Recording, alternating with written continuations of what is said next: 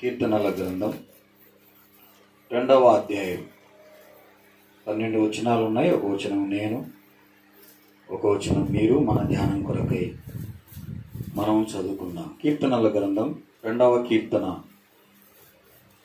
కీర్తనల గ్రంథంలో ఉన్న ఈ 150 అధ్యాయాలను మనం ఏమని పిలుచుకోవాలి? కీర్తనలు అని పిలుచుకోవాలి. ప్రసంగికులు ఉన్నారు ఇక్కడ. వాక్యం చెప్పేటప్పుడు ఏం చెప్పాలా? మొదటి కీర్తన, 36వ కీర్తన, అంతేగాని 33వ అధ్యాయము మొదటి అధ్యాయం అని అనడానికి లేదు. చాలామంది తిలక అంటుంటారు. 1 తిమోతి 2వ తిమోతి అంటుంటారు. 2 తిమోతిలు లేరు, ఉండేది ఒక తిమోతే. కొంతమంది 1 సమూయేలు 2వ సమూయేలు, ఉండేది ఒక సమూయేలే. 1 కొరింథీ 2వ కొరింథీ అంటుంటారు. కొరింథీ పట్టణం ఒకటే, ఆ పట్టణానికి 2 సార్లు రాశాడు ఉత్తరం. అట్లా మనం నేర్చుకున్నాం. రేపు సాయంకాలం దైవజనులు డాక్టర్ డి ప్రభుదాస్ గారు క్షేమంగా, మధ్యలో ఎటువంటి పోయినసారి ఆటంకాలు ఉన్నాయి కనుక ఈసారి కరకంబాడిలోనే చెక్ రెడీ ఉంటే చెక్ పోస్ట్లో దిగమని చెప్దామా? దగ్గరే ఇట్లా కదా, మళ్ళీ బస్ స్టాండ్ పోయి ఎందుకంత రిస్క్. రెడీ ఉంటే చెక్ పోస్ట్లో దిగేయండి, మన ఒకరు పికప్ చేసుకొచ్చి. వెహికల్ ఉండొచ్చు మన మధ్యలో, కారు. వాళ్ళు నాయుడుపేట నుంచి వస్తుంటారు. నాయుడుపేట నుంచి ఈరోజు సుల్లూరుపేట అయిపోయింది. రేపు ఉదయం నాయుడుపేట నేను డి ప్రభుదాస్ గారి స్పీకర్స్ అక్కడ ఆల్రెడీ మనం ఉడియానంపల్లికి చెప్పేసినాక వాళ్ళు అడిగారు కాబట్టి మేము క్యాన్సిల్ చేయాల్సి వచ్చింది. కనుక ప్రభు సాయం చేస్తారు. పగలంతా అక్కడ కష్టపడి రాత్రి మన దగ్గర కూడా ఒక వర్తమానం ఉంటుంది. ప్రార్థన చేద్దాం, శక్తి సామర్థ్యాలు ప్రభువే అనుగ్రహిస్తాడు. కాబట్టి 6:30కు మొదటి పాట పాడాలి. ఏం పాటలు పాడాలో మీటింగ్ అయిన తర్వాత కూర్చొని మనం మాట్లాడుకుందాం. ఏం పాటలు పాడాలి, ఎన్ని గంటలకు ముగించాలి, ఇవి మనం కూర్చొని కొద్దిగా ప్రీ ప్లాన్డ్గా మనం వాటిని నిర్వహిద్దాం. టైం అనేది చాలా ప్రీషియస్. రేణిగుంట, చంద్రగిరి, శానంబట్ల, మల్లంగుంట, రామాపురం, మంగళంలో ఉండే 2 సంఘాలు, దామినేడు, శెట్టిపల్లి, ఈ సంఘాలన్నిటిని మనం ఆహ్వానించాం. ఎంతమంది వస్తారో తెలియదు. మనం లాస్ట్లో భోంచేద్దాం. మిగిలితే చేద్దాం, లేకపోతే లేదు. వచ్చిన వాళ్ళకందరికి మనం పెట్టి లాస్ట్లో ఒకవేళ మిగిలితే 12 గంపలు మిగులుతాయి, లేకుంటే ఏం మిగిలవు. మిగిలితే 12 గంపలు. ఎందుకు 12 మిగిలినాయంటే పంచింది 12 మందే కాబట్టి 12 తలా ఒకటి. ఒక్కోసారి ఏమి ఉండవు. కాబట్టి దేనికైనా మనం రెడీగా ఉండాలి. అంతేగాని మనం ముందు వరుసలో ఉండడానికి వీల్లేదు. ప్రియులారా, మన ఎదుట ఉన్న సమయంలో కీర్తనల గ్రంథం 2వ కీర్తన, ఒక వచనం నేను, ఒక వచనం మీరు. అన్యజనులు ఎలా అల్లరి రేపుచున్నారు, జనములు ఎలా వ్యర్థమైన దానిని తలంచుచున్నవి.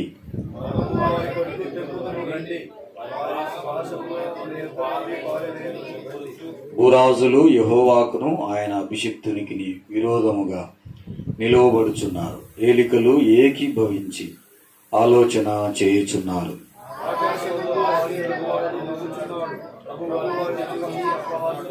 ఆయన ఉగ్రుడై వారితో పలుకును, ప్రచండ కోపము చేత వారిని తల్లడింపజేయును.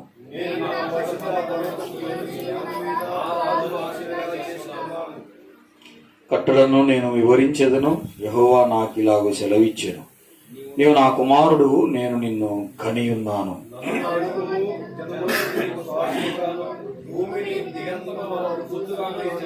ఇనుపదండముతో నీవు వారిని నలుగగొట్టెదవు, కుండను పాలగొట్టినట్టు వారిని ముక్క చెక్కలుగా పగలగొట్టెదవు.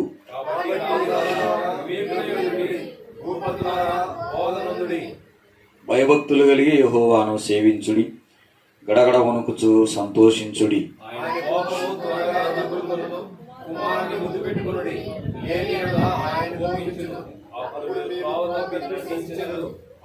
ఆశ్రయించువారు ధన్యులు. ప్రియులారా, ఈ 2వ కీర్తన ఖచ్చితంగా దావీదే రాశాడు. చాలా ఆధారాలు మనకున్నాయి, అలాగ మనం నోట్ చేసుకుందాం. Written by King David. దావీదే వీటిని రాశాడని చాలా ఆధారాలు మనకున్నాయి. ప్రవచనాత్మకమైన కీర్తన ఇది. ఈ కీర్తన నిండా ప్రవచనాలు దాగి ఉన్నాయి. మొదటి అధ్యాయం ఎవరు రాశారో తెలియదు, కానీ మొదటి అధ్యాయం కీర్తనల గ్రంథానికి అంతటికి పునాది కీర్తన. అది ఒక పునాది. దాని మీదనే మిగతా 149 కీర్తనలు ఉన్నాయి. పునాది కీర్తన, మూలరాయి అయిన కీర్తన అంటారు దాన్ని. రెండవ కీర్తన ప్రవచనాలతో కూడుకున్నది. ఈ ప్రవచనాలు ఎప్పుడు నెరవేరుతాయంటే రెండవ కీర్తనలో వ్రాయబడిన సంగతులు ఎప్పుడు నెరవేరుతాయి అంటే మూడవ ప్రపంచ యుద్ధ కాలంలో నెరవేరుతాయి, లేదా మానవాళి అంతములో, లేదా యేసుక్రీస్తు రెండవ రాకడ రెండవ అంచెలో భూమి మీదకు వచ్చినప్పుడు ఈ కీర్తనలో ఉన్న మాటలు నెరవేరుతాయి. ఇప్పుడు కూడా కొన్ని నెరవేరుతున్నాయి. అయితే సంపూర్ణంగా నెరవేరే కాలం ఎప్పుడంటే యేసుక్రీస్తు రెండవ రాకడలో రెండవ అంచెలో భూలోకం మీదికి వచ్చినప్పుడు ఇవి నెరవేరుతాయి. యేసుక్రీస్తు రెండవ రాకడలో రెండవ అంచెలో ఒలీవల కొండ మీద అడుగు పెట్టడానికంటే ముందుగానే ప్రపంచంలో ఉన్న దేశాలన్నీ ఏకమవుతాయి. ఒక్క ఇశ్రాయేలు దేశం మాత్రమే ఒంటరిగా మిగిలిపోతుంది. అప్పుడప్పుడు మీరు పేపర్లలో చదువుతుంటారు, టీవీలలో వింటుంటారు, ఆ శ్రీలంకలో ఏదో సార్క్ దేశాల మీటింగ్ జరిగింది అని అంటుంటారు. ఇంకా ఇక్కడ రష్యాలో అంటే కొన్ని దేశాల కూటమిలు వాళ్ళు ఆలోచన చేసుకుంటుంటారు కూర్చొని. అయితే ఒక కాలం వస్తుంది, ఈ కూటాలన్నీ ఏకమై ఒకే కూటమిగా ఏర్పడతాయి. ఇప్పుడు ఇశ్రాయేలు ఏ కూటమిలో లేకపోయినా భవిష్యత్తులో ఇశ్రాయేలు ఏ కూటమిలో ఉండదు. దేశాలన్నీ ఒక కూటమి ఒక పక్క ఉంటాయి, ఇశ్రాయేల్ దేశం మాత్రం ఒక పక్క ఉంటుంది. దేశాలన్నీ కలిసి ఇశ్రాయేలు మీద యుద్ధము ప్రకటన చేయగా అప్పుడు వారు రొమ్ములు కొట్టుకొనుచు వారి దేవుడైన యెహోవాకు మొర్రపెట్టగా అప్పటికే యేసుక్రీస్తు మధ్యాకాశములో ఉండగా కొదమ సింహము వలె అగ్ని జ్వాలల నాలుకతో ఆయన భూమి మీద అడుగు పెడతాడు. అప్పుడు జరిగే సంగతులు కీర్తనలు రెండవ కీర్తనలో ఇక్కడ వ్రాయబడ్డాయి. ఈ కీర్తన యేసయ్య కీర్తన. ఏం కీర్తన ఇది? యేసయ్య కీర్తన. దావీదు రాసిన ఎవరి గురించి రాశాడంటే యేసుక్రీస్తును గురించి రాశాడు. ఎక్కడుందంటే ఆ విషయము చాలా చోట్ల ఉంది. ఉదాహరణకు 3వ వచనం చదవన్నా, భూరాజులు నంబర్ 1 యెహోవా ఆయన అభిషక్తుడు అనగా బ్రాకెట్ లో యేసుక్రీస్తు. క్రీస్తు అనగా అభిషక్తుడు. పాత నిబంధనలో అభిషక్తుడని ఎక్కడ కనపడినా ఏం రాసుకోవాలి మనం? యేసుక్రీస్తు. యేసుక్రీస్తు అనాది కాలములోనే ఉన్నాడు అనడానికి ఇది ఒక రుజువు. పాత నిబంధనలో యేసుక్రీస్తు ఎక్కడున్నాడన్నా అంటే ఏం చెప్పాలి మనం? పాత నిబంధన అంతా ఉండేదంతా యేసుక్రీస్తే. యెహోవాకును ఆయన అభిషిక్తుడు అనగా ఇదొక ఆధారం మెస్సయ్య కీర్తన అని అనడానికి. అలాగే 7వ వచనం చదవన్నా, 7వ వచనంలో నీవు నా కుమారుడవు. కుమారుడు అనే చోట యేసుక్రీస్తు. యేసుక్రీస్తు 12వ వచనంలో కుమారుణ్ణి ముద్దు పెట్టుకొనుడి. విషయం ఏంటంటే భూరాజులు ఉన్నారు, అంటే భూలోకానికి సంబంధించిన రాజు, రాజ్యాన్ని ఒక విధంగా చెప్పాలంటే భూలోకాన్ని ఏలుతున్న ఏలికలు, భూలోకాన్ని పరిపాలిస్తున్న రాజులు యెహోవా మీదను ఆయన అభిషిక్తుడైన యేసుక్రీస్తు మీదను కొన్ని నిందలు మోపుతున్నారు. కొన్ని అభాండాలు, మోపుతున్నారు. జాగ్రత్త సుమా, మీరు ఆయన జోలికి వస్తున్నారు, ఆయన కోపము త్వరగా రగులుకొను అని ఒక హెచ్చరికతో కూడుకున్న కీర్తన. భూరాజులందరూ ఆయన మీదకి తిరుగుబాటు చేసిరి.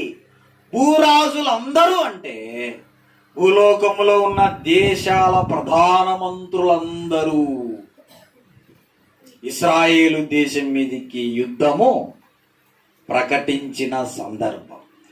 ఎప్పుడో 3000 సంవత్సరాల క్రితము జరిగే సంగతులను దేవుడు ముందుగానే 2వ కీర్తనలో మన కొరకై వ్రాసి పెట్టాడు. కీర్తనల గ్రంథంలో యేసయ్య కీర్తనలు దాదాపుగా 16 కీర్తనలు ఉంటాయి. మనం ఆరాధనలో మాట్లాడాల్సి వస్తే ఈ 16 కీర్తనల నుంచి మనం ఎప్పుడైనా మాట్లాడచ్చు. వేగంగా నోట్ చేసుకోండి. 2వ కీర్తన, 8వ కీర్తన, 16వ కీర్తన, 22వ కీర్తన, 31వ కీర్తన, 34వ కీర్తన, 40, 41, 45, 68, 69, 91, 97, 102, 110, 118. దాదాపుగా మెస్సయ్య కీర్తనలు ఎన్నున్నాయి కీర్తనల గ్రంథంలో? యేసుక్రీస్తును గురించిన వివరణలు ఇందులో కనబడతాయి. యేసుక్రీస్తును గురించిన సంగతులు ఈ కీర్తనలలో మనకు కనబడతాయి. ఎగ్జాంపుల్గా ఒక వచనం చూద్దామన్నా. అపోస్తలుల కార్యములు 4వ అధ్యాయము 25వ వచనం చదవన్నా ఒకసారి. అపోస్తలుల కార్యములు 4వ అధ్యాయము 25వ వచనం. ఎక్కడుంది ఈ పదము? మనం చదువుకున్న కీర్తన ఉంది. ఇప్పుడు ఈడున్న వాక్యమే ఎక్కడుంది? ఈడున్న వాక్యమే లూకా ఎత్తి రాస్తున్నాడు అక్కడ. అన్యజనులు ఎలా? అలాగే 13వ అధ్యాయం చూడండి. అపోస్తలుల కార్యములు 13వ అధ్యాయము 33వ వచనంలో. అపోస్తలుల కార్యములు 13వ అధ్యాయము 33వ వచనం. దేవుడు యేసును లేపి వాగ్దానమును నెరవేర్చియున్నాడని సువార్త ప్రకటించుచున్నాము. ఈ విషయం ఎక్కడుంది? 7వ వచనంలో ఉంది. నేను నిన్ను, నీవు నా కుమారుడవు, నేను నిన్ను కని ఉన్నా. హెబ్రీయులకు రాసిన పత్రిక 1వ అధ్యాయం 5వ వచనంలో చూడండి ఒక మాట. ఇదే సంగతి అక్కడ కనబడుతుంది. హెబ్రీయులకు రాసిన పత్రిక 1వ అధ్యాయం 5వ వచనం. నీవు నా కుమారుడవు. 5వ అధ్యాయం 5వ వచనం. అదే హెబ్రీ పత్రిక 5వ అధ్యాయం 5వ వచనం. నీవు నా కుమారుడవు. ఎక్కడి నుంచి వచ్చింది ఈ పదం? 2వ కీర్తనలో 7వ వచనములో ఉన్నాయి. ఈ కీర్తనలోని కొన్ని పదాలు, కొన్ని లేఖనాలు కొత్త నిబంధన విశ్వాసులు ఎత్తి పట్టిరి. 2వ కీర్తనలో యేసయ్య లేడు అనడానికి వీలు లేదు. ప్రకటన గ్రంథం 2వ అధ్యాయము 27వ వచనం చదవన్నా ఒకసారి. ప్రకటన గ్రంథం 2వ అధ్యాయము 27వ వచనం. అధికారము చాలు, అంతే. ఇంకా నేను నా తండ్రి వలన. యేసుక్రీస్తుకి అధికారం ఎక్కడి నుంచి వచ్చింది? 2వ కీర్తన 9వ వచనం చదవన్నా. ఇప్పుడు 2వ కీర్తన 9వ వచనం చదువు. ఇనుప దండము అనగా అధికారం. ఇనుప దండముతో నీవు వారిని నలుగా కొట్టెదవు, కుండను పగలగొట్టినట్టు వారిని ముక్క చెక్కలుగా పగలగొట్టెదవు. ఎవరిని? భూరాజులను. ఎవరు పగలగొడతారు? యేసుక్రీస్తు. ఎవరిచ్చారు అధికారం? తండ్రి అయిన దేవుడు. భూరాజులారా జాగ్రత్త సుమా, మీరు ఆయన మీదికి ఒంటెత్తు పోకడ మీద వస్తున్నారు. జాగ్రత్త సుమా, దేవుని పిల్లలైన వారి మీదికి కూడా మీరు వస్తున్నారు. దేవుడు ఇనుప దండము అనగా అధికారముతో ప్రపంచానికి కేంద్ర స్థానం యెరూషలేము అవుతుంది. The capital of world. ఒక్కొక్క దేశానికి ఒక్కొక్క రాజధాని ఉండదు. అప్పుడు ప్రపంచానికి అంతటి కలిపి ఒకటే రాజధాని, అది యెరూషలేము. అక్కడ యేసుక్రీస్తు సింహాసనాసీనుడవుతాడు. దాన్నే ఇనుప దండము అని పోల్చాడు. భూరాజులారా, మీరు ఆయన మీదికి యేసుక్రీస్తు మీదికి మాత్రమే కాదు, ఎవరెవరి మీదికి వస్తున్నారంట? 3వ వచనం చదవనా? భూరాజులను, యెహోవాకును ఆయన అభిషక్తుడు, ఇద్దరి మీదికి, తండ్రి మీదికి, కుమారుని మీదికి, తండ్రి అయిన దేవుని మీదికి, కుమారుడైన యేసుక్రీస్తు మీదికి వస్తున్నారు. అసలు ఎందుకు వస్తున్నారు? రావచ్చునా? భూరాజులు ఎందుకు క్రైస్తవులను ద్వేషిస్తున్నారు? ఎందుకు అదే పనిగా కొన్ని పార్టీల వారు క్రైస్తవులను అన్యాయంగా హింసిస్తున్నారు? ఈరోజు మన మీదకి వస్తున్నారమ్మా. అంత్యకాలంలో ఎవరి మీదకి పోతారంట? వాళ్ళు ఏకంగా ఆయన అభిషక్తుడైన యేసుక్రీస్తుతోనే యుద్ధం చేయాలని వారు. కాలముల అంతముల యందు ఆ భూరాజులందరూ కలిసి అక్రూర మృగం, ప్రకటన గ్రంథం చదివితే ఏం కనబడుతుంది? క్రూర మృగానికి వారు అప్పగించుకుంటారన్న. క్రూర మృగముతో కలిసి వారు యేసుక్రీస్తుతో యుద్ధం చేయాలని భూరాజుల ఆలోచన. ప్రకటన గ్రంథంలో రాయబడింది, ఆ క్రూర మృగమును దేవుడు ఎక్కడ బంధిస్తాడు? పాతాళములో. యవనస్తులారా, యెహోవాకును ఆయన అభిషక్తుడు, పాత నిబంధనలో అలాగుంది, కొత్త నిబంధనలో ఆయన అద్వితీయ కుమారుడైన యేసుక్రీస్తు అని వ్రాయబడింది. భూరాజులు మాట్లాడుకుంటున్నారు. ఏమని మాట్లాడుకుంటున్నారు? అన్యజనులు ఏలా అల్లరేపుచున్నారు, జనములు ఏలా వ్యర్థమైన దానిని తలంచుచున్నారు, మనము వారి కట్లు, మనము అనే చోట భూరాజులు, మనము అనే చోట భూరాజులు. ఎందుకు ఎప్పుడు జనులు బైబిల్ పట్టుకొని తిరుగుతుంటారు? ఎందుకు ఎప్పుడు ముసుగేసుకుని ప్రార్థన చేసుకుంటూ కూర్చుంటారు? ఏం తిక్కబట్టిందా వీళ్ళకి ఏమన్నా? అసలు యేసుక్రీస్తు ఎప్పుడు రావాలా? ఉండు, వీళ్ళ కట్లు మనము, వీళ్ళ కట్లు అనే చోట ఏమని రాసుకుంటారంటే కట్టుబాట్లు అని రాసుకోండి. కట్టుబాటు ఏంటి?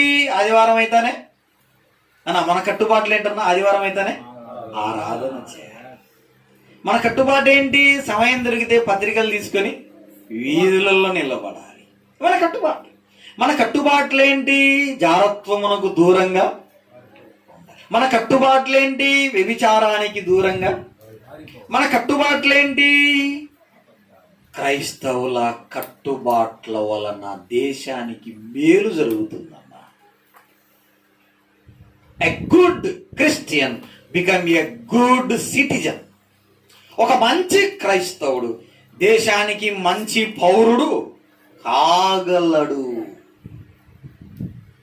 కారణం ఏంటంటే మన కట్టుబాట్లు ఉన్నాయి. క్రైస్తవులముగా దేవుడు మనకు కొన్ని కట్టుబాట్లు ఇచ్చాడు. మీరు పాపము చేయకూడదు, మీరు లంచము తీసుకొనకూడదు. లంచము తీసుకోకూడదు అనే మాటను దేశంలో ఉన్న ప్రతి పౌరుడు పాటిస్తే ఆ దేశం ఎట్లుంటుందన్నా? Become a number 1 country in the world. మన కట్టుబాట్లు ఇవి. కానీ మనల్ని పరిపాలించే రాజులు ఏమంటున్నారు? ఏం బ్రదర్, మేమంతా లంచం తీసుకుంటుంటే నువ్వు ఒక్కనివి ఎందుకు తీసుకోకున్నావు? నువ్వు కూడా తీసేసుకో. లేదన్నా, మా సంఘంలో బోధించారు, మా యేసుక్రీస్తు చెప్పినాడు, మాకు కొన్ని కట్టుబాట్లు ఉన్నాయన్నా. ఏంటి ఆ కట్టుబాటు అంటే? బైబిల్ బోధిస్తుంది నాకు. బైబిల్ లంచం తీసుకోకూడదని చెప్తుందంటే అట్లనా? ఎట్లయినా సరే నీ కట్టుబాట్లను మేము తెంపేస్తా. ఎవరు మాట్లాడుకుంటున్నారు ఇట్లా? మనల్ని పరిపాలించే నాయకులు ఏమనుకుంటున్నారంటే ఏ రోజుకైనా సరే క్రైస్తవులను మాఫీ చేయాలి, వారు కనబడకుండా చేయాలి, వారు మనకంటే నీతి నిజాయితీగా బ్రతుకుతున్నారు. మనం ఎరుగుదాం కదన్నా. మొర్దెకై హామాను ఏమనుకుంటున్నాడు? ఈడు నన్ను చూస్తే కనీసం సెల్యూట్ కూడా కొట్టడే, యూదుడు ఎవరికి తల వంచడే. ఈయనేం చేయాలి? వీరి కట్టుబాట్లు, యూదుల కట్టుబాట్లు చాలా నిష్టగా ఉన్నాయి. నేను చూస్తే హామానునే, నాకు ఈ కట్టుబాట్లు లేవే. నేను చూస్తే ఈ రాజ్యంలో సైన్యాధిపతినే, రాజు తర్వాత నేనే కదా. నన్ను చూస్తే వీడు కనీసం కూర్చున్నాడు లేని కూడా. వీని ఎట్లయినా సరే వీని కట్టుబాట్లు ఏం చేయాలనుకున్నాడు. ఏకంగా దేశంలో యూదులనందరినీ ఒకే రోజు చంపాలని ప్లాను వేశాడు. రాజు దగ్గర ముద్ర వేయించుకున్నాడు, పంపించేస్తాడు. అన్నా, ఈనాటికి కూడా క్రైస్తవుల మీద ఎన్నో దాడులు జరుగుతున్నాయి. ఆనాడు యూదుల ఊచకోతలు, ఆనాడు యూదులను ప్రపంచములోనే ఉండకుండా చెయ్యాలని పన్నాగాలు. ఈనాడు క్రైస్తవులను భూలోకంలో ఉండకుండా ఎవరైనా బాగా భక్తిగా ఉంటే ఏం చేస్తారన్నవన్నీ ఖచ్చితంగా బాగా అందంగా ఉంది నా కూతురని, అబ్బా ఇంత అందం ఎవరన్నా చూస్తే బాగుండదని ఏం పెడుతున్నారు అక్క? ఇప్పుడు ఏందో పెడుతున్నాను, ఇప్పుడు ఇట్లా పెట్టి అంటే ఏదో ఒక మరక నా కూతురు ఎంత బాగుంది, ఎవరన్నా చూస్తే దిష్టి తగులుతుంది అని చెప్పి ఆ కాటిక కాడు ఉండేది కొంచెం అట్లా తీసుకొని అట్లా పెట్టి ఒక మరక వేయాలని అంతే. ఇప్పుడు కూడా మనం ఎంతో పద్ధతిగా బతుకుతున్నాం. మన మీద ఏం జరుగుతుంటారన్నా? బురదలు. ఎట్లయినా సరే వీడు రెగ్యులర్గా మందిరానికి పోతుంటాడు. ఎట్లయినా సరే ఎవడు పిలిచినా ఈడు మందిరానికి, ఎవడు పిలిచినా ఈడు వాక్యం చెప్తాడు. ఈయన కట్టుబాట్లు మనము తెంచేయాలి. కొత్త విషయం ఏం కాదన్నది. అది ఎప్పుడు రాసి పెట్టినారు? ఎప్పుడో 2వ కీర్తనలోనే రాసి పెట్టారు. ఒక విషయము, భూరాజులు మన కట్లను తెంపాలని చూస్తున్నారు. వీళ్ళ చేతులకు చాలా కట్లు ఉన్నాయి. ఈ కట్లు తెంపుదాము అని ఎవరు మాట్లాడుకుంటున్నారు? Bhuraju. Rakshita, come here, come on, very good girl. నీ ప్లేస్ ఇదే కదా, ఎందుకు తీసారు అట్లా? మీరు డాడీ ఇచ్చినాడనే కూర్చో. నువ్వు ఎవరు వచ్చినా కూడా ఇన్నే కూర్చోాలి, ఎప్పుడైనా ఇన్నే కూర్చోాలి, అందరికి ఎదురుగా కూర్చోాలి. అందరు నీకెళ్ళి చూస్తున్నారు. మనకు కట్లున్నాయని ఎవరు అనుకుంటున్నారన్నా?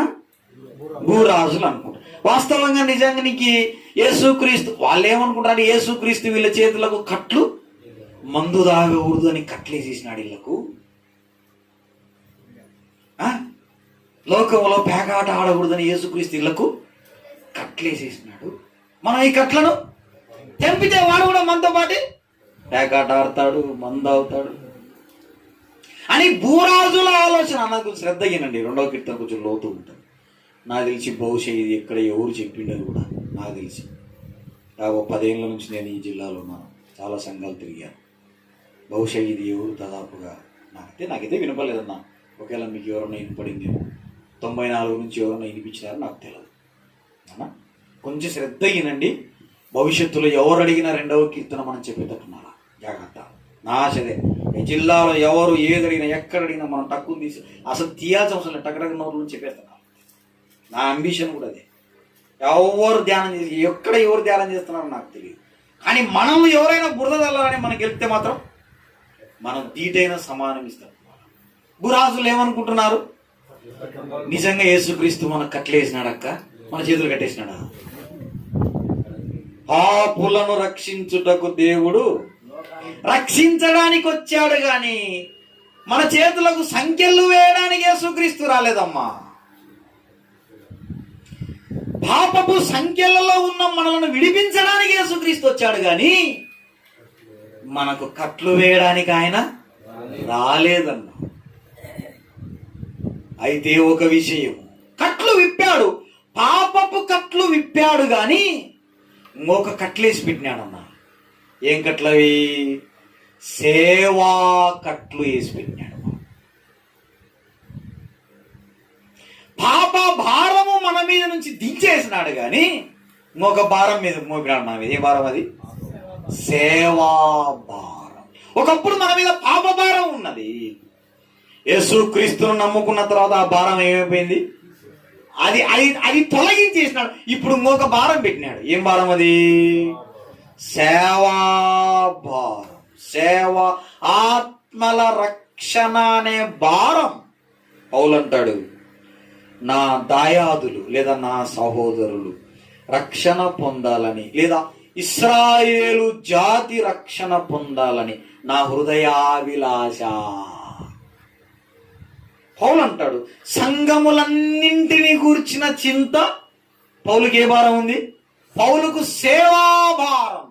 ఒకప్పుడు పౌలుకు ఒక భారం ఉండేది. ఏంటది? పాప భారం.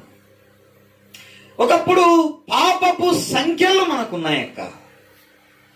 దేవుడు ఆ సంఖ్యలను తీసేసినాడు కానీ ఇప్పుడు ఇంకొక సంఖ్యలు వేసినాడు. ఏంటది? మీరు ఖచ్చితంగా సేవ చేయాల్సింది. సేవా భారం. సేవ అనే కట్టుబాట్లు మనకిచ్చాడు. కానీ భూరాజులు ఏమనుకుంటున్నారు? యేసుక్రీస్తు వీళ్లకు కట్లు వేసేసినాడు, మనం వీళ్ళ కట్లను. భూరాజులేమో ఇలాగో మాట్లాడుకుంటున్నారు. యేసుక్రీస్తేమో, అవును నేను మీకు కట్లు వేశాను, మీకు నేను సరిహద్దులు నియమించాను, మీరు ఈ సరిహద్దులలోనే ఉండాలి. ఒక సరిహద్దు ఏంటంటే మోహపు చూపులు చూడకూడదని ఒక సరిహద్దు ఉన్నది మనకు. లోకస్తులకి ఈ సరిహద్దు.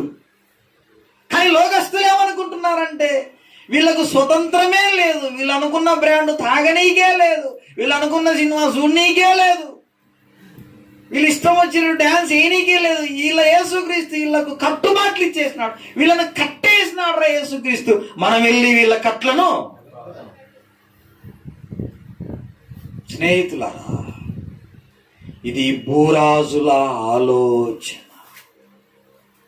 ఏంట్రా ఇంత నెమ్మది అయిపోయినావు? నేను ప్రసాద్ అడిగిన, ఎందుకు ప్రసాద్ ఇంత సాత్వికంగా తయారైపోయినట్టు? సార్ నా ఎంత రౌడీయుడు లేడు సార్. నిజమే, నేను చాలా పరమ దుర్మార్గుడు, నేను పాపానికి దాసుని సార్.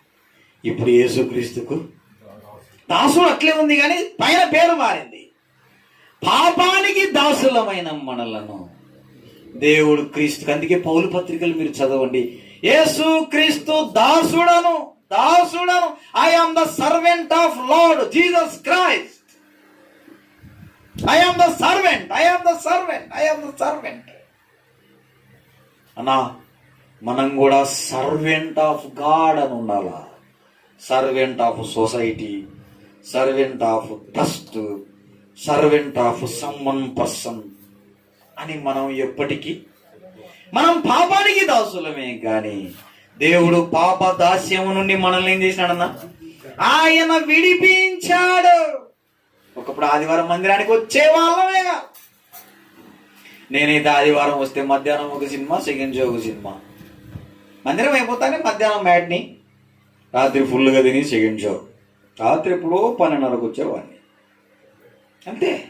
మళ్ళా ఆదివారం ఉదయం మాత్రం మళ్ళీ మందిరమే. మందిరం మిస్ అయ్యలేదు. విద్యానగర్లో ఇప్పటికీ ఆ బ్యాప్టిస్ట్ చర్చి అక్కడే ఉంది, బ్రిడ్జి పక్కన.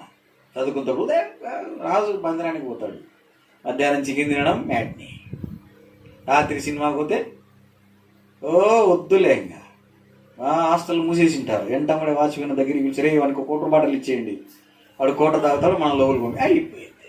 వాడంతే, వాని వీక్నెస్ తెలిసిపోయింది మాకు. మనకి ఇచ్చేయడం, సార్ ఆదా వస్తు సార్, గుడ్ నైట్ సార్, వాడికి తెలుగు రాదు అనుకోటి ఇచ్చేది. వాడు సైలెంట్. సెంట్రల్ గవర్నమెంట్లో వాళ్ళకి తెలుగు రాదు, ఇచ్చేది. సో బోరంగా 1 గంటలు పోయి అప్పుడు బుక్కులు తీసుకుని ఏది మీద చదువుతుండేది అనమాట. పాపానికి దాసులం అన్నారు. ఏ పాప భారం దాండి ఉండేది. ఇప్పుడు కూడా దాసులమే కానీ దేవుడు నా కట్లు విప్పాడు, మోక కట్లేసినాడక్క. నీవు బతికున్నంత కాలం నాకు దాసుడుగా. భూరాజులు ఏమనుకుంటున్నారు, మా ఫ్రెండ్స్ ఏమనుకుంటారు, రే నువ్వు ఏందరు ఇట్లా తయారైపోయినావు, యేసుక్రీస్తు నిన్ను కట్టేసినాడు. మేము చూడి అనుకునేది చూస్తాం, అనుకునేది తాగుతాం, అనుకునేది తింటాం. నువ్వేంట్రా? భూరాజుల మాటలన్నా. నువ్వేంట్రా ఆదివారం అయితేనే మందిరానికి పోతావు? ఆదివారం పోవాలని, ఇంగ్లాండ్ దేశం దేవుణ్ణి ఆదివారం ఆరాధించాలని వారు ఒక చట్టం చేసి దాన్ని ఖచ్చితంగా పాటించారు. అదే సమయంలో ఐరోపా ఖండములో ఉన్న దేశాలు ఆదివారం ఏంటి, మనం మందిరానికి పోవడం ఏంది అని హిట్లర్ హయాంలో వారు ఆదివారాన్ని పాటించలేకపోయారంట. ఏం జరిగిందో తెలుసా? హిట్లర్ ఒక నియంతగా తయారయ్యాడు. యూదులను ఊచకూత అల్లా కల్లోలం ఐరోపా ఖండం. కట్లుబాట్లు లేకపోతే విధ్వంసమే. దేవుని కట్టుబాట్లలో మనము లేకపోతే కుటుంబాలు ధ్వంసమే. కుటుంబాలు చిన్నాభిన్నమైపోతాయి, హృదయం బద్దలైపోతుంది, దేశాలే నాశనం అయిపోయినాయి. తర్వాత వారు తేరుకున్నారు, అయ్యో ఇది నష్టము జరిగి ఎక్కడో పొరపాట్లు. మనం కట్టుబాట్లలో ఉండాలి. సరిహద్దులు, బైబిల్ ఒక మాట రాయబడింది, మన ఆలోచనలకు సరిహద్దులు నియమించిన వాడు ఆయనే. సరిహద్దులు ఉండాలన్న, హద్దులు ఉండాలి. హద్దులు లేకపోతే ఏమిటది? ఒక భార్యను చేసుకోవడం హద్దు అన్నది. ఇంకొక భార్యను చేసుకోవడం, ఇంకొక స్త్రీని వివాహం అవడం హద్దులు లేని వ్యవహారం. హద్దులు లేని, ఖచ్చితంగా ఒకరితోనే ఉండాలనేది బైబిల్ చట్టం. నా ఇష్టం వచ్చినలతో ఉంటాననేది లోక. హద్దులు లేవు, మనకు కట్టుబాట్లు ఉన్నాయి. మనకున్న ఈ కట్లను విప్పాలని ఎవరి ఆలోచన? తెస్సలోనికీయులకు రాసిన 2వ పత్రిక ఒక మాట చూడన్నా, ఒక్క మాట ఊకెట్లా మనం రాసుకుంది. తెస్సలోనికీయులకు రాసిన 2వ పత్రిక 2వ అధ్యాయము 7వ వచనంలో ధర్మ విరోధ మర్మము ఇప్పటికే క్రియ చేయుచున్నది గాని ఏం చేస్తున్నాడు అన్నవాడు? ఇది వరకు అడ్డగించుచున్నవాడు తీసివేయబడు అంటే దేవుడు ఒకరోజు ఏం చేస్తాడు అని తీసివేస్తాడు సుమా. వాడు మన కట్టుబాట్లను తీసేయాలని ఆలోచన చేస్తున్నాడు. దేవుడు ఏకంగా వాణ్ణే లేకుండా ఆయన తీసివే. సువార్త ప్రచారం అనేది మనకు ఒక కట్టుబాటు. రోమీయులకు రాసిన పత్రిక 1వ అధ్యాయము 16వ వచనంలో మాట ఉంది చూడన్న, మనం ఒక మాట చదువుదాం. రోమీయులకు రాసిన పత్రిక 1వ అధ్యాయము 16వ వచనం. పౌలు రోమీయులకు రాస్తూ 1వ అధ్యాయము, సువార్తను గూర్చి నేను పత్రికలు పట్టుకుని వీధులలో నిలవబడ్డానికి సిగ్గుపడడానికి వీలేదు. వీధిలో నిలబడి యేసుక్రీస్తు అందరికీ రక్ష. ఇది మన యొక్క కట్టుబాటు. సాయంత్రం అయితే ఎక్కడ ఒక చోట ప్రభు పని కొరకై మనం వాడబడాలి. ఎక్కడ లేదా పత్రికలు తీసుకుని వీధులలో నిలబడాలి. దేవుడు మన కట్టుబాట్లను మనకి ఇచ్చాడన్నా. కానీ లోకం ఏమనుకుంటుంది? ఈ కట్టుబాట్లను తెంచేయాలి. ఎట్లయినా సరే, ఈ కాలం ఏం కాలం అంటేనా క్రైస్తవుల కట్టుబాట్లను తెంపే. నేను చెప్తే కదా, ఒక పెళ్లికి పోయినాం, పెళ్లిలో కానక పడుతున్నారు. పెళ్లిలో ఏం పడుతున్నారన్నా? ఏందన్నా అని అడిగినాం. పెళ్లికి దండికి వస్తారు సార్, అంత కోటీశ్వరులు వచ్చింటారు కాబట్టి దండి చేస్తారు. మరి ఆదివారం మాత్రమే పట్టాలని బైబిల్ ఉంది కదన్నా అంటే, అవన్నీ ఎందుకు సార్ అంటే, వాళ్ళు ఏ కట్టుబాట్లు తెంచేసినారన్నా? కట్టుబాట్లు తెంచి చాలా వరకు అన్నా. ఎక్కడే కానీ బ్రదర్ అన్న వాల్యూస్ లేవు. ఎక్కడే కానీ వాక్యానికి సంబంధించిన విలువలు లేవు. ఇది మన కట్టుబాట్లను తెంపుతున్న దుర్దినాలలో మనం ఉన్నాం. అది మనం గుర్తించాలి. అవి గుర్తించకుండా మనం పోట్లాడుకోవడం, ఈ స్తంభం నాది, ఆ గోడ నీది, ఈ పిల్లర్ నాది, ఈ బండ నాది, పైన ఫ్యాన్ నాదని మనం కొట్లాడుకుంటున్నాం. మనం కొట్లాడుకుంటున్నాం. వాస్తవంగా ఈ గొడవలు పెట్టింది ఎవడు? ఈ కట్టుబాట్లు అందించింది ఎవడు? అపవాది. మనలో వాడు దూరాలని గుర్తించకుండా, మన విలువలను వాడు పాతరేస్తున్నాడని గుర్తించకుండా వాడు మనలను సర్వనాశనములోనికి తీసుకొని పోతున్నాడు. అపోస్తలుల కార్యం 4వ అధ్యాయం 24వ వచనం చూడమ్మా. అపోస్తలుల కార్యములు 4వ అధ్యాయము 24, 25 లైన్గా చదవన్నట్లా అన్నా. వారు విని అన్న ఎట్లా మొరపెడుతున్నారు? ప్రార్థన ఎట్లా చేయాలంట? ప్రార్థన చేసేవాళ్ళు ఏ మనస్సుతో ఉండాలన్నా? అది భార్యాభర్త అయినా సరే, స్నేహితులైనా సరే, బంధువులైనా సరే, ప్రార్థన చేస్తే ఇప్పుడు ఏ మనస్సు ఉండాలా? ఇద్దరు ఏక మనస్సుతో చేయాలి. ఇప్పుడు కూడా చాలా సంఘాలలో ప్రార్థనలు జరుగుతున్నాయి. ఈయనంటే ఆయన కూడా, ఆయనంటే పక్క పక్కనే కూర్చుంటారు. లోపల బాంబులు, ఈయన హైడ్రోజన్ బాంబు పెట్టుకుంటే ఆయన ఆటం బాంబు పెట్టుకుంటాడు. కానీ పైకి మాత్రం పక్క పక్కనే నిలబడి ప్రార్థన సార్, ప్రార్థన చేసుకుందాం బ్రదర్, కానీ లోపల ఏం పెట్టుకుంటాడు? అమ్మో. చదవన్నా ఇప్పుడు. వారు బిగ్గరగా మొరపెట్టిరి, నాదా ఆకాశమును భూమిని సముద్రమును కలగజేసిన వాడవు, అన్యజనులు ఏలా. వాళ్ళ బాధ ఏంటంటే,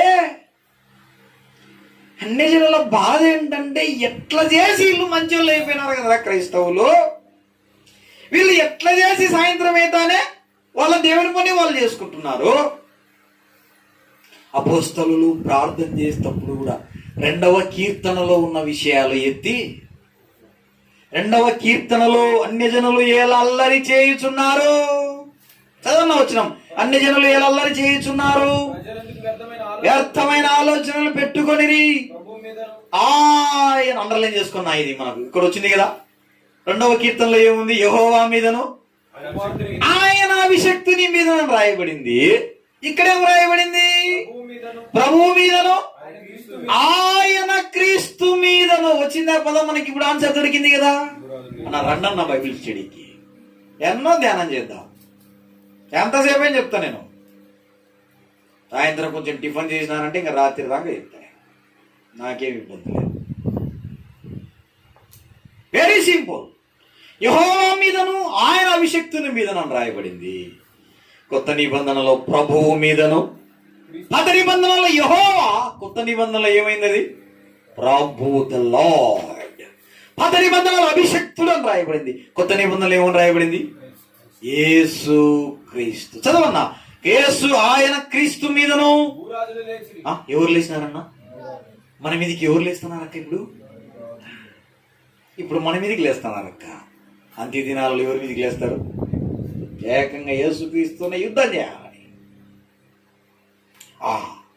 అసహ్యమైన మృగం, క్రూర మృగాన్ని, వీరి శక్తి క్రూర మృగమా, ఇండియా ప్రధానమంత్రిగా నేను చెబుతున్నాను, నువ్వు ఎట్లా చెప్తే అట్లా. అంటే ఇండియా ప్రధానమంత్రి ఆ రోజు దేనికి నమస్కారం చేస్తాడు? ఆ క్రూర మృగ. ప్రపంచంలో ఉన్న రాజులందరూ వారి శక్తి సామర్థ్యాలు, వారి చట్టాలు, వారి న్యాయాలు అన్ని ఆ క్రూర మృగం చేతికి అప్పగిస్తారు. వాడు యేసు క్రీస్తు మీద యుద్ధం భూరాజులు ఆయన మీదకి లేచిరి. ఇప్పుడు కూడా మనం పత్రికలు వంచుతుంటే కొంతమంది మన మీదకి రచ్చకొస్తాట, మన మీదకి లేస్తుంటారు. మా ఊర్లో మంచదా ఎవరు చెప్పినారు నీకు? ఎవరు చెప్పినారు కదా? అది మన సంఘం కాదు. అడిగింది మేము వాక్యం ఇప్పటికి అడిగింది మేము. మనోళ్ళు కాదు కదా వాళ్ళు, మనోళ్ళు కాదు వాళ్ళు. అది మంది కాదు కదా, అది మనది కాదు. మంది ఏందో చెప్పుడు, కానీ అది మాత్రం మంది కాదు అంటుంటాడు.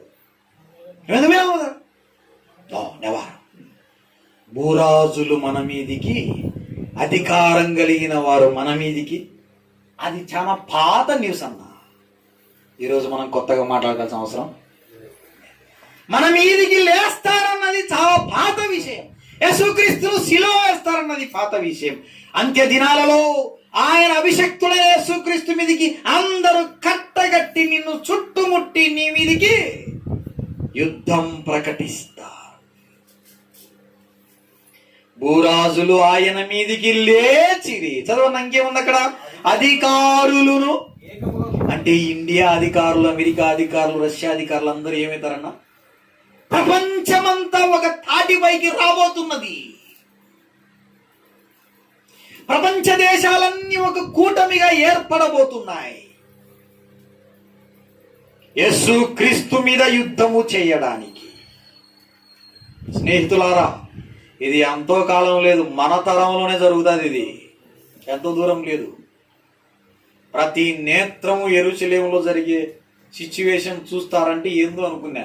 ప్రతి చేతికి ఏమొచ్చిందన్న ఇప్పుడు అంతే.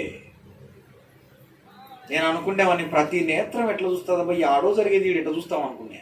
ఇప్పుడు ప్రతి చేతికి ఏమొచ్చిందన్న లేఖనం నెరవేరుతుంది.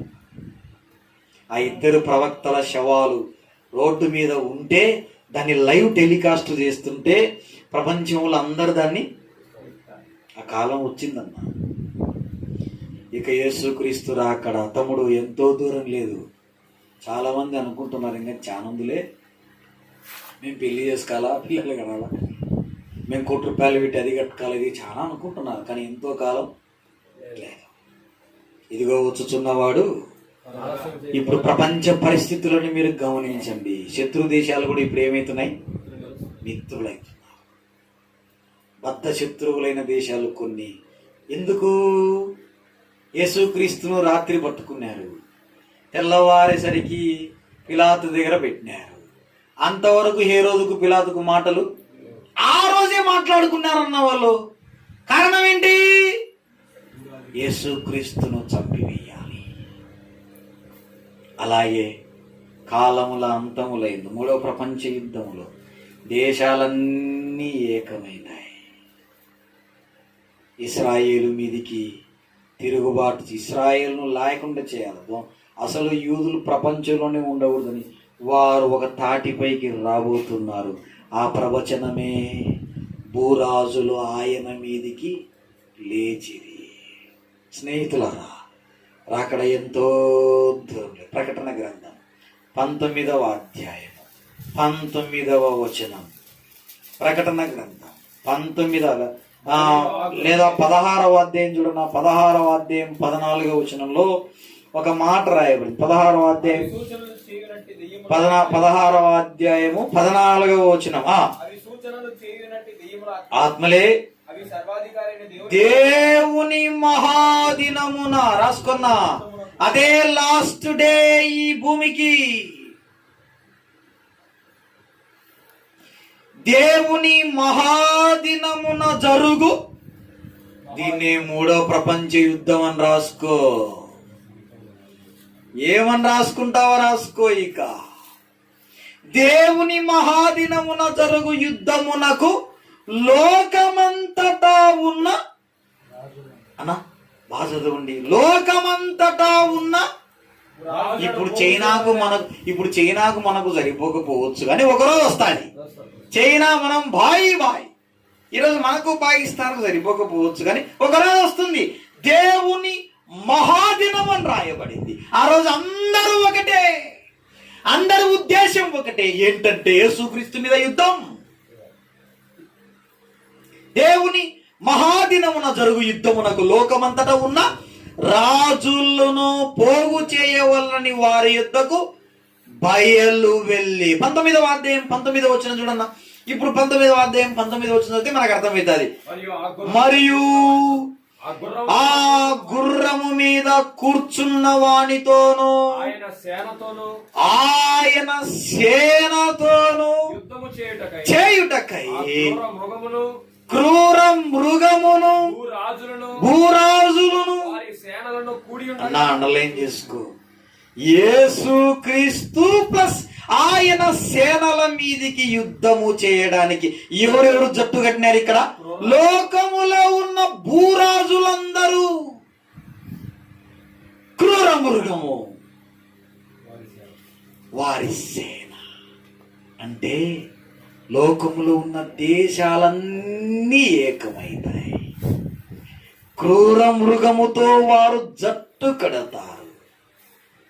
వారు యేసుక్రీస్తు మీదికి లేస్తారు, తిరుగుబాటు చేస్తారు. 21వ వచనం చదువున్నా. 19వ అధ్యాయం 21వ వచనంలో 20వ వచనం, అప్పుడా మృగమును సూచక క్రియలు చేసి వేయించుకొనిన వారిని, ఆ మృగపు ప్రతిమకు నమస్కరించిన వారిని మోసపరచిన ఆ అబద్ధ ప్రవక్తయు పట్టబడి వారిద్దరు గంధకములతో మండు అగ్నిగుండములో ప్రాణముతోనే వేయబడిరి.